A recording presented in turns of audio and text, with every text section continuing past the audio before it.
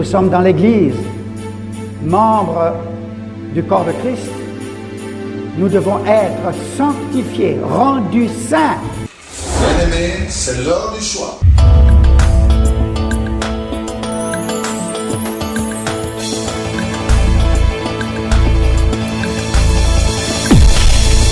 Au pied du Seigneur, je t'invite pour écouter la parole éternelle, car c'est l'heure du choix. C'est l'heure du choix. C'est l'heure du choix. C'est l'heure du choix. C'est l'heure du choix.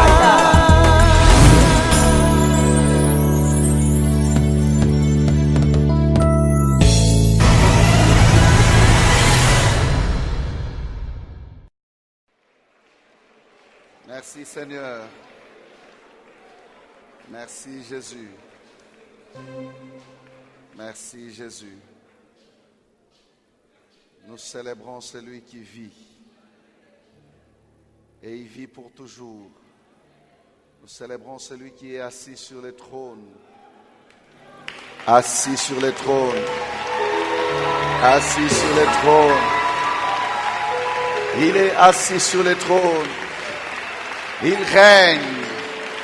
Il a reçu tout pouvoir. Le Père a mis tout sous ses pieds. Alléluia. Merci Seigneur. Gloire, honneur, louange et puissance te soient rendus à jamais. À jamais. Il a vaincu et il vit pour toujours. Merci Seigneur. Gloire à ton nom. Nous voulons Seigneur, oh Dieu, que tu nous parles ce matin. Parle-nous comme toi seul sais le faire. Tu sais parler au cœur. Tu sais toucher les cœurs. Tu sais transformer les vies par la puissance de ta parole. Seigneur, atteins ton but ce matin. La même puissance qui t'a ressuscité d'entre les morts, la même puissance agit encore en ce jour au milieu de nous. Nous voulons, Seigneur, oh Dieu, que ta parole éclaire nos cœurs, nos âmes. Que ta parole atteigne ton but. Seigneur, parle. Ton serviteur écoute. Au nom de Jésus. Amen. Amen. Gloire au Seigneur. Nous sommes dans la joie d'être dans la maison du Seigneur et en un jour comme celui-ci, nous commémorons, nous célébrons la résurrection de Jésus-Christ. Fait marquant de l'histoire. Jamais pareille chose ne s'est passée. Il est le prémisse de ceux qui vont revenir à la vie. Il est le premier d'entre les ressuscités. Ceux qui ressuscitaient avant lui, et même ceux que lui-même a ressuscités, ont été par après engloutis encore par la mort. Mais lui, il n'a jamais, il n'est retourné dans la mort parce qu'il est sorti vainqueur de la mort. Vainqueur de la mort. Si bien que la parole de Dieu peut déclarer avec force: ô mort, où est ta victoire? Ô mort, où est ton aiguillon? L'aiguillon de la mort, c'est le péché. Mais toutes ces choses, Jésus les a vaincues à la croix. Amen. Jésus est sorti vainqueur de la mort.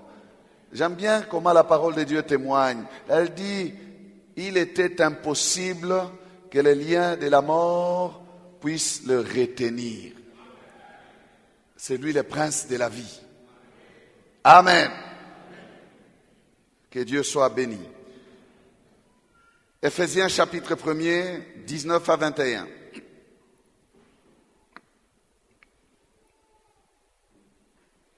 Éphésiens 1er, 19 à 21. C'est pourquoi moi aussi, ayant entendu parler de votre foi au Seigneur Jésus et de votre charité pour tous les saints, je ne cesse de rendre grâce pour vous, faisant mention de vous dans mes prières, afin que le Dieu de notre Seigneur Jésus-Christ, le Père de gloire, vous donne un esprit de sagesse et de révélation dans sa connaissance, et qu'il illumine les yeux de votre cœur, pour que vous sachiez quelle est l'espérance qui s'attache à son appel, quelle est la richesse de la gloire de son héritage qu'il réserve aux saints, et quelle est envers nous qui croyons l'infinie grandeur de sa puissance, se manifestant avec efficacité par la vertu de sa force. Il l'a déployé en Christ, en le ressuscitant des morts et en le faisant asseoir à sa droite dans les lieux célestes, au-dessus de toute domination, de toute autorité, de toute puissance, de toute dignité et de tout nom qui se peut nommer non seulement dans les siècles présents, mais encore dans les siècles à venir. Amen. Et mon juste vivra par la foi. Amen. Bon appétit. Bon appétit. Nous avons eu 3 jours de séminaire cette semaine et hier nous étions dans un moment unique avec les assemblées de Dieu. 4 églises de la commune de Lubumbashi, nous nous sommes réunis à Mada. Et là, nous ne pouvons pas dire que les 4 églises étaient présentes. En tout cas, elles étaient représentées. Amen. Donc, il y a eu des échantillons des 4 églises qui se sont réunies dans l'église de la Colombe. Si nous étions là tous, ça allait craquer. Donc, nous étions des représentants. Nous vous avons représenté, vous qui n'étiez pas là. Mais c'était une semaine pleine d'événements et vraiment une semaine pascale où nous avons partagé le message de la résurrection. Et nous bénissons le Seigneur aussi parce que hier, le matin, plusieurs personnes, combien mon frère? 55 personnes exactement. Je lui demande parce que c'est lui qui fait la présence et qui a les listes. 55 personnes ont été baptisées hier dans les eaux du baptême. Ils ont exprimé ainsi devant témoins qu'ils sont morts. Je parle des personnes, qu'elles sont mortes avec Jésus et qu'elles sont ressuscitées avec lui. Amen. La résurrection de Jésus. Bien-aimés, c'est un point culminant de notre foi.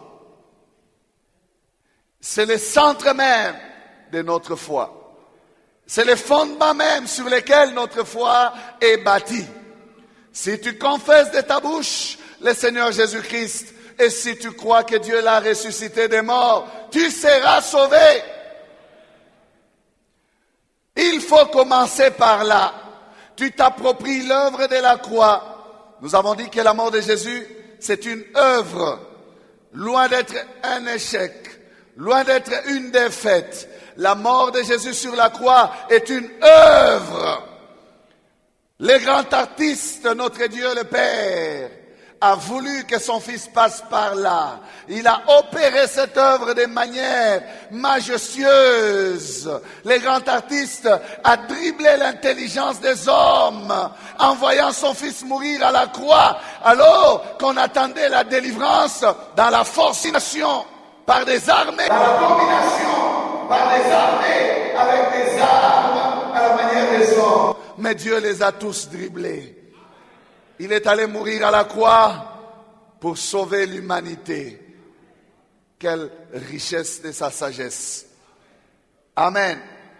Alors l'apôtre Paul que nous lisons ce matin est en train de prier. Il prie pour les Éphésiens. Il veut que les Éphésiens comprennent ces choses.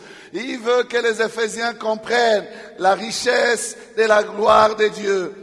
Il veut que les Éphésiens comprennent la grandeur de toutes ces choses, la puissance de la sagesse de Dieu. Il demande dans ses prières à ce que les Éphésiens puissent avoir un esprit de sagesse et de révélation dans sa connaissance, pour qu'ils aient les yeux de leur cœur ouverts, les yeux de leur cœur ouverts, pour qu'ils sachent quelle est l'espérance qui s'attache à l'appel que Dieu leur a adressé, qu'ils comprennent la richesse de sa gloire et de la gloire de son héritage, qu'ils puissent savoir quelles sont les choses qui leur sont destinées, quelles sont les richesses qui les attendent dans les Seigneurs. Frère, si vous n'avez pas la révélation de ces choses, vous ne serez jamais amoureux de Jésus-Christ.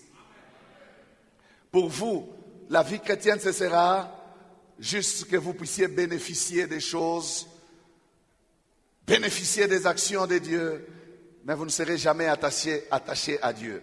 Non, il faut que les yeux de nos cœurs soient illuminés. Et c'est le Saint-Esprit, l'Esprit de sagesse, qui nous conduira dans cette illumination, qui va éclairer notre pensée pour que nous ayons cet esprit de sagesse et de révélation dans sa connaissance et que nous comprenions, bien aimés, la richesse de la gloire de son héritage qu'il nous réserve. Amen. Arrivé à ce niveau-là, nous ne pourrons jamais regretter les choses que nous abandonnons, que nous quittons dans le monde. Nous ne pourrons jamais être un pied dedans, un pied dehors, mélangeant, mangeant au râtelier du diable, à la table des démons, et venant aussi à la table du Seigneur, participant aussi à la table du Seigneur, gardant les idoles et adorant aussi les dieux véritables. Non. Lorsque l'on comprend ces choses, on se détourne des idoles. On s'attache au Dieu vivant et vrai. On s'attache au Dieu vivant et vrai. Et il ajoute, il dit, que nous puissions discerner, comprendre quel est envers nous qui croyons. Quel est envers nous qui croyons l'infinie grandeur de sa puissance. Alléluia.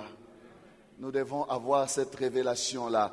Et comme c'est la résurrection, c'est en fait ces mots qui m'intéressent. L'infinie grandeur de sa puissance. Voilà le thème de mon message ce matin. L'infinie grandeur de sa puissance. Dieu a déployé cette infinie grandeur de sa puissance. Dieu a confié à l'Église cette infinie grandeur de sa puissance. Il est dit ceci.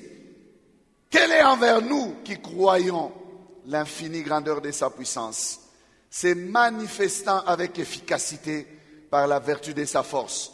Cette infinie grandeur de sa puissance se manifeste par la vertu de sa force. Comment il a opéré? Il l'a déployé en Christ, en le ressuscitant des morts et en le faisant asseoir à sa droite dans les lieux célestes. Amen. Dieu a déployé cette infinie grandeur de la puissance qui est la sienne, de sa puissance à lui. Il l'a déployée en Jésus-Christ. Regardez, cette puissance, il l'a déployée en Christ, mais il dit que cette puissance est mise à notre disposition. Elle nous est donnée, elle nous est destinée. Amen. Nous devons connaître cela. Nous devons comprendre cela. Autrefois, dans l'Ancien Testament, la puissance de Dieu avait été déployée dans la délivrance de son peuple en Égypte. Toutes les nations environnantes ont su comment Dieu a fait sortir son peuple à main forte, à main puissante et à bras étendus. Comment il a frappé l'Égypte de diverses plaies. Tout le monde les savait. Et ceux qui ne les savaient pas, ils l'ont expérimenté avec Israël au désert. Ils l'ont su.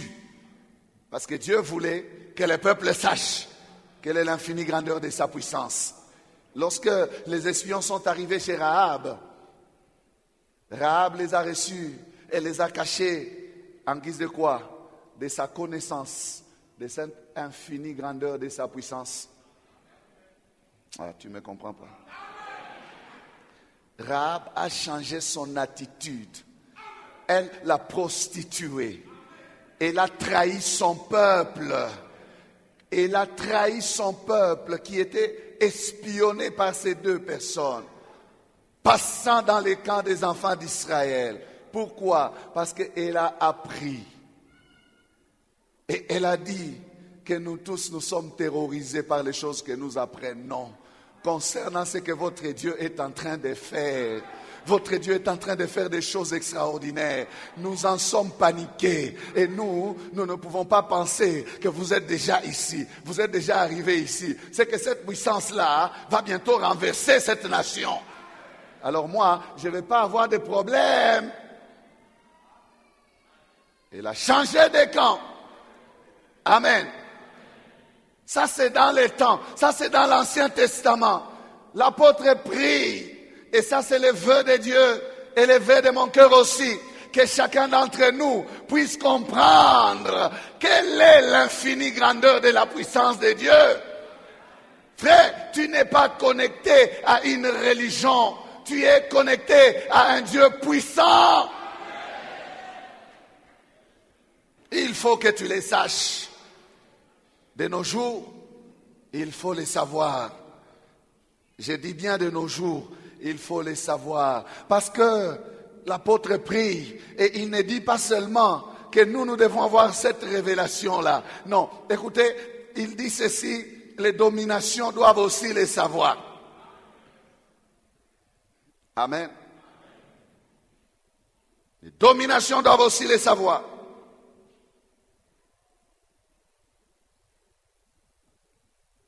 De nos jours, il y a résurgence de l'occultisme.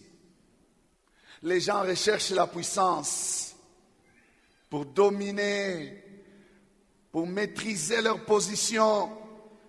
Mais je vous propose de prendre la puissance de Dieu. Je vous propose de prendre la puissance de Jésus-Christ. Je vous propose de prendre la puissance du Tout-Puissant, du Créateur.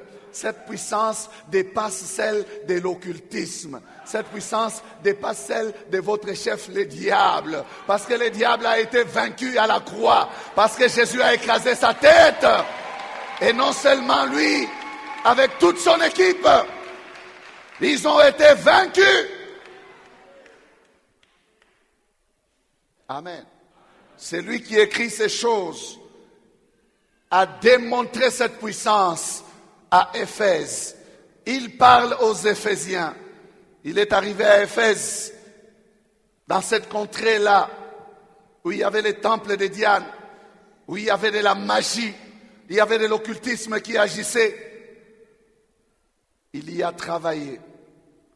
Dieu a opéré des choses avec lui. Et même, il y a cette femme qui a été délivrée de l'esprit de Python. Ces maîtres qui faisaient du trafic avec ces puissances de la divination se sont fâchés contre l'apôtre Paul. Mais je parle ici tout simplement de la puissance de Dieu qui était exposée à la puissance du diable. C'est la puissance de Dieu qui l'a emporté. L'esprit de la divination, l'esprit de Python était chassé de la femme. Ses maîtres se sont fâchés. Mais où était leur force? Partout dans la parole de Dieu, où il y a eu confrontation entre Dieu et les diables, entre Christ et les diables, c'est Jésus-Christ qui a toujours vaincu. Philippe est arrivé en Samarie. Il y avait un certain monsieur qui s'est vanté d'avoir la puissance de Dieu, un magicien du nom de Simon. Jusque-là, tout le monde allait vers lui, tout le monde le louait et tout le monde avait la confusion, pensant que ces œuvres de magie, c'était Dieu qui faisait ces choses. Mais lorsque l'infinie grandeur de sa puissance a commencé à se manifester par Philippe, les gens ont compris que ça, ce n'était pas la puissance de Dieu, c'était la puissance du diable.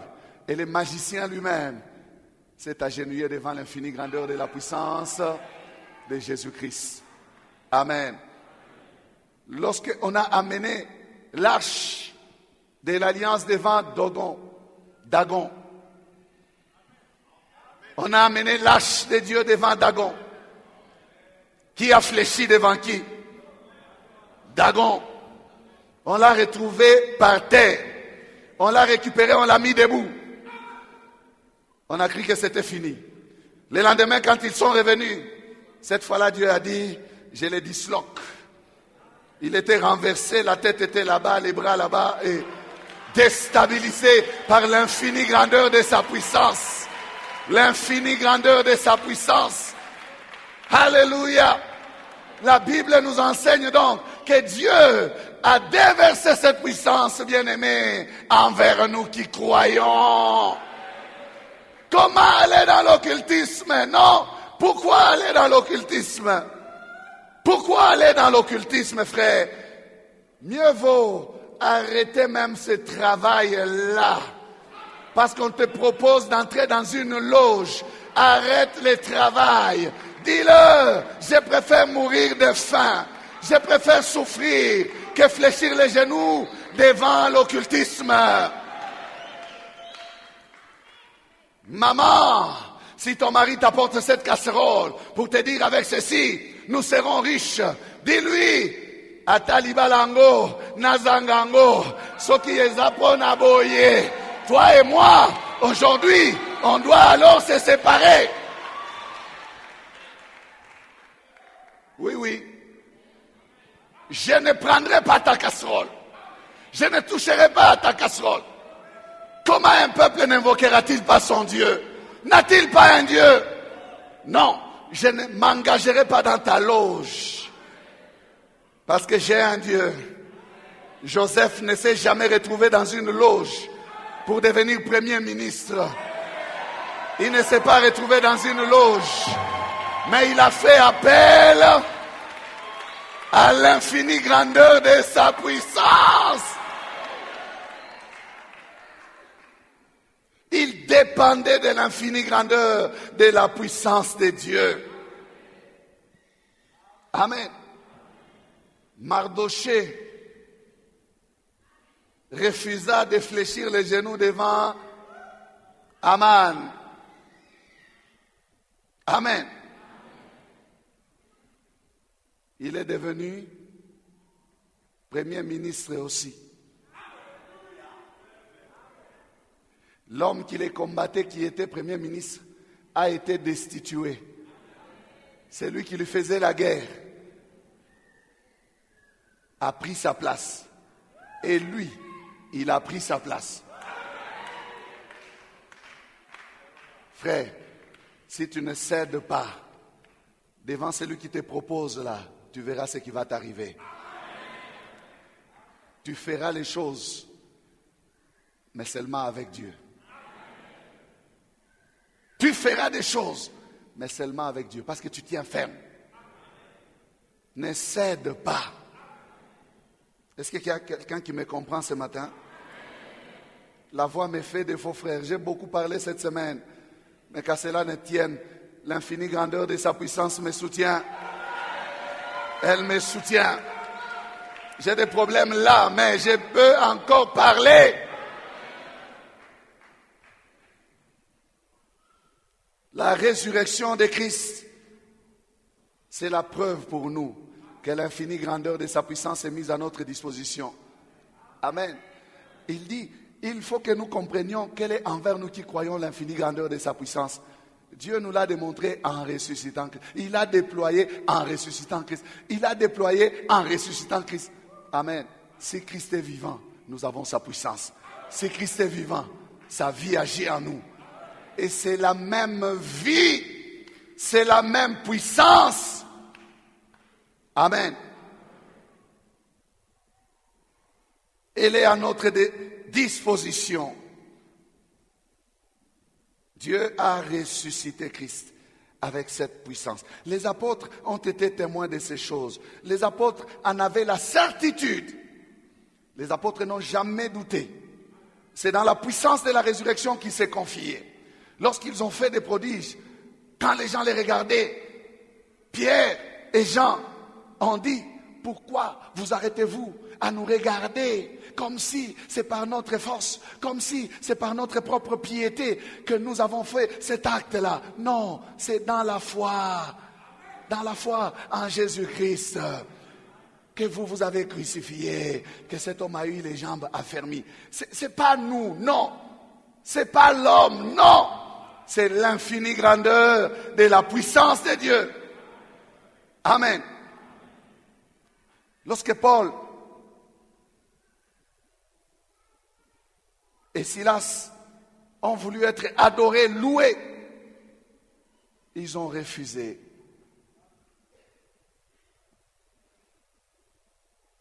Ils ont dit non, nous aussi nous ne sommes que des hommes. C'est Dieu qui vous a visité. Ces hommes disaient des dieux sous forme des hommes sont venus parmi nous. Parce qu'ils ont vu des choses extraordinaires. On a voulu élever ces serviteurs de Dieu au rang des dieux, en leur donnant des divinités, des noms de divinités païennes. Ils ont refusé parce qu'ils savaient que ce n'est pas eux. C'est l'infinie grandeur de sa puissance. Amen. Les apôtres savaient cela. Alors, il y a trois choses. Il y a la résurrection de Jésus, il y a l'élévation de Jésus ou son ascension, et il y a l'exaltation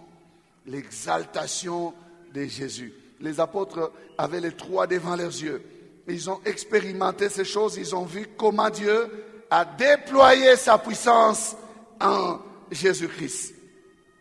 Acte 2, 31 à 32, c'est la résurrection du Christ qu'il a prévue et annoncée en disant qu'il ne serait pas abandonné dans le séjour des morts et que sa chair ne verrait pas la corruption.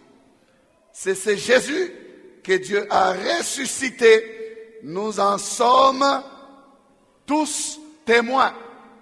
Amen. Ils étaient des témoins de la résurrection de Jésus. Ils ont assisté aussi à son ascension.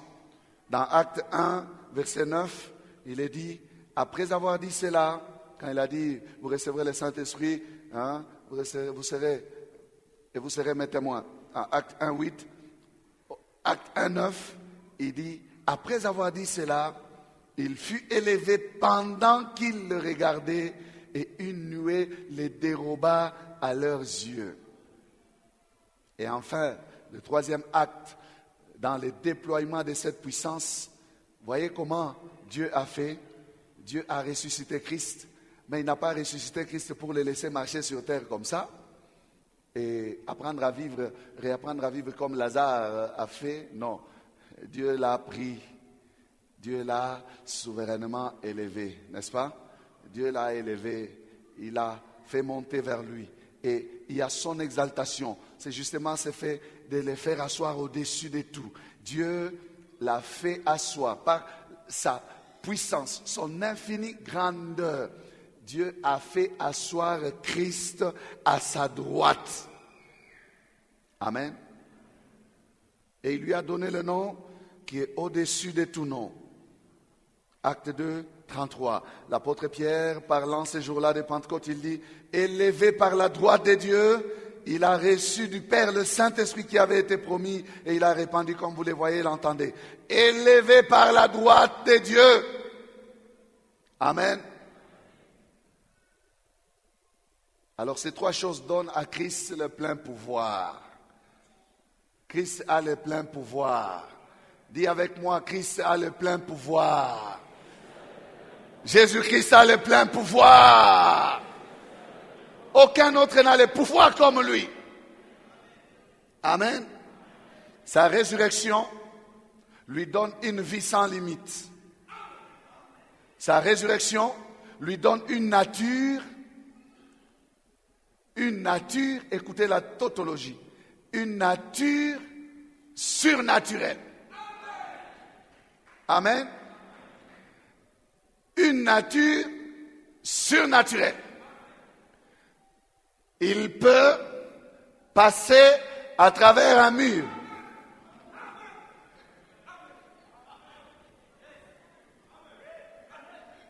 Est-ce que tu es en train de comprendre? Ils sont dans une maison enfermée. Jésus-Christ entre. Il s'assoit avec eux. Et il parle avec eux, il termine de partir. Et il termine de parler, il part. Les portes fermées. Et ils étaient enfermés parce qu'ils avaient peur. Mais il leur est apparu. Il est entré. Avec les disciples d'Emmaüs, il marche avec eux. Ils arrivent là où ils arrivaient, il l'invite à entrer avec eux, ils s'asseyent, ils servent à manger, il prend à manger. Quand il rend grâce, après, quand leurs yeux s'ouvrent, il faut que les yeux de quelqu'un s'ouvrent. Il disparaît, il est parti. Il commence à commenter. C'était lui, c'est le Seigneur. Mais pendant qu'il était avec nous, mais nous sentions des choses. Nos cœurs brûlaient au-dedans de nous. Sa résurrection l'a fait accéder à cette dimension-là. Écoutez, Jésus n'a pas un corps mystique. Il a un corps véritable. Il a un corps. C'est ce corps-là qu'il a que nous aurons. Alléluia. C'est ce corps-là qu'il a que nous aurons. C'est l'infinie grandeur de la puissance de Dieu. Ce corps de limitation, frère, sera dévêtu. Nous nous en dévêtirons pour revêtir un corps glorieux. La même puissance de Dieu agira pour nous donner cette vie-là. Amen. Vous comprenez? Ça lui permet alors d'agir. Ça permet à Jésus d'agir. Sa résurrection là lui donne une vie sans limite. Une vie plus forte que la mort. Il peut agir non pas dans les limitations de la chair maintenant, mais en esprit. Si bien que l'apôtre Paul pouvait dire, si nous avons connu Christ dans la chair, maintenant là, nous ne les connaissons plus dans la chair. Maintenant Jésus-Christ, nous devons le connaître dans l'esprit de la résurrection, avec un corps glorieux. Amen. Deuxième point, son élévation. Ces deux faits sont importants. Sa résurrection et son élévation. Il est pris par une nuée, Dieu l'a fait monter. Et il est dit que Dieu l'a placé à sa droite. C'est tout simplement une expression d'autorité. Une expression de pouvoir. Souvent, c'est celui qui se tient à la droite du roi qui a la prééminence après le roi. Après le roi, c'est lui. C'est celui, l'homme de confiance. C'est lui sur qui le roi s'appuie, se confie. Dieu a déployé toute sa confiance, toute sa puissance. Il l'a placé dans son Fils. Si bien même que pendant que Christ était sur la terre, il pouvait dire, celui-ci est mon Fils bien-aimé en qui j'ai mis toute mon affection. Écoutez-le. Amen. Mais à sa résurrection, Dieu l'élève et Dieu le place à sa droite. Et pourquoi l'a-t-il placé à sa droite? C'est pour lui confier toute l'autorité, tous les pouvoirs. Il est actif et il est puissant. Éphésiens 2. Non, Philippiens 2, 9 à 11. Pourquoi? Quel est le but de cette exaltation? Pourquoi Dieu lui a-t-il donné tous ses pouvoirs? Écoutez. Dieu,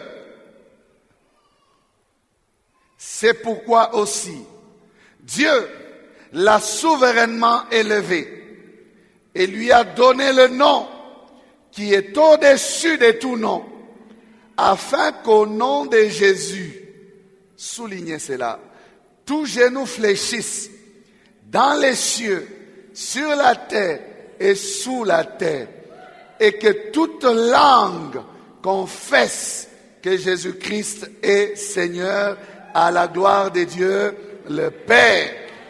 Alléluia. Dieu lui a donné tout pouvoir afin que tout genou fléchisse. Tout genou. Tout genou. Quand la Bible dit tout, c'est tout. Tout genou.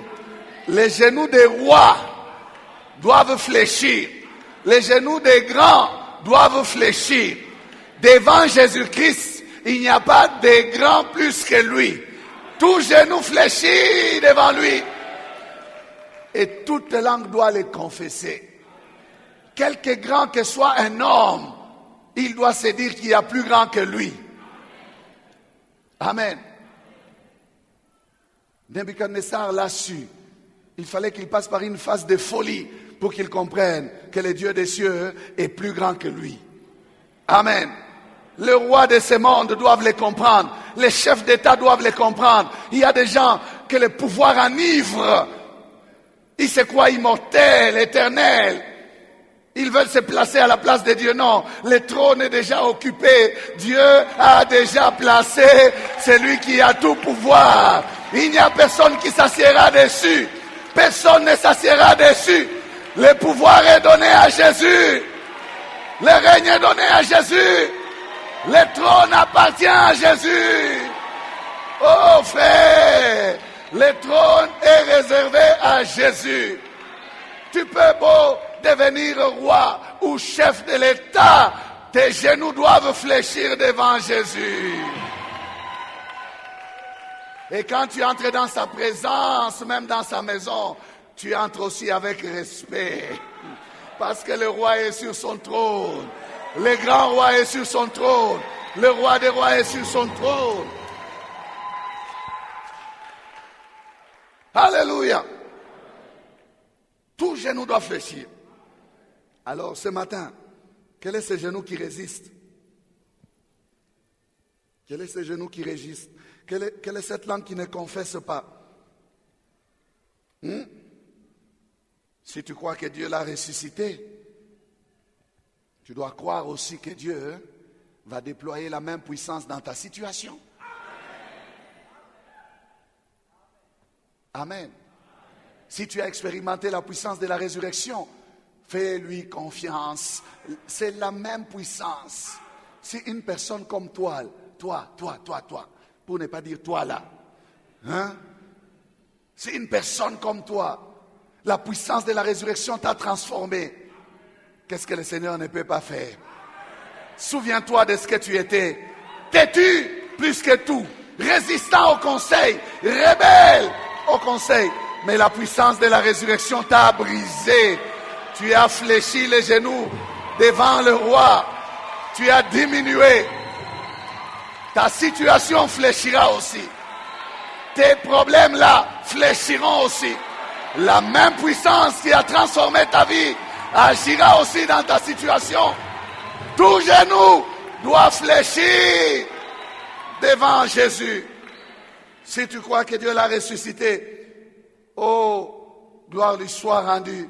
S'il a ramené Jésus-Christ d'entre les morts par l'infinie grandeur de sa puissance, il ramènera aussi nos corps mortels à la vie. Il ramènera aussi toutes nos affaires à la vie. Il ramènera aussi la santé à la vie. Il ramènera la faiblesse à la force. Il ramènera les échecs à la victoire. Il ramènera les défaites en victoire. Par la même puissance, frère. Par la même puissance. Par la même puissance. La puissance de la résurrection. Amen. La puissance de la résurrection. Rien ne résiste à cette puissance. Est-ce que ce sont les démons qui te tourmentent? C'est la même puissance. Les dominations doivent savoir. Les dominations doivent savoir. Les autorités doivent savoir. Comme autrefois, les gens ont su au désert. Toutes les nations environnantes ont su. Aujourd'hui, il faut qu'ils sachent que tu as un Dieu.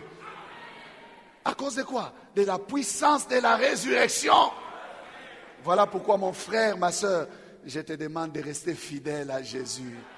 Ne te tracasse pas pour ces petits problèmes-là. Des petits problèmes financiers. Des petits problèmes de rien du tout. Hein?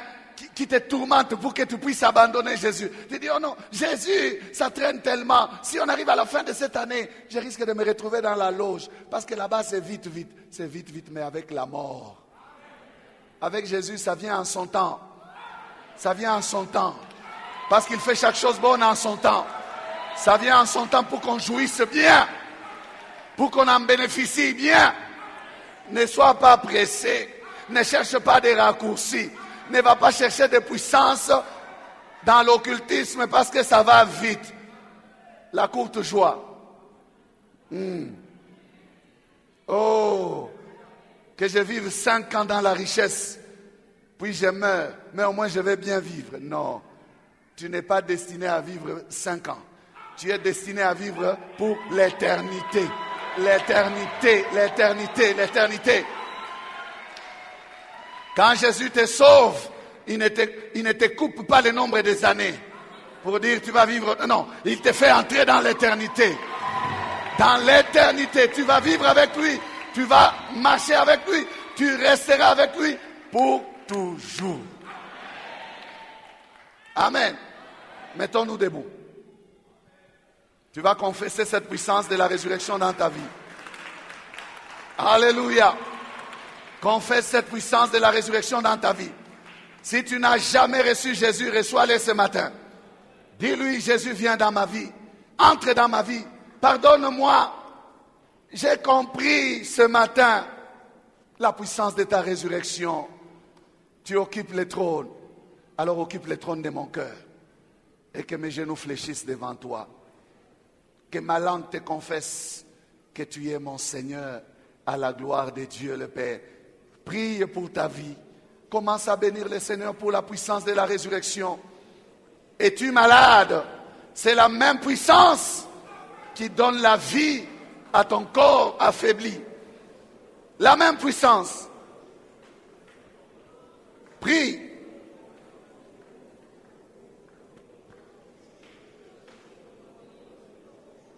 Alléluia.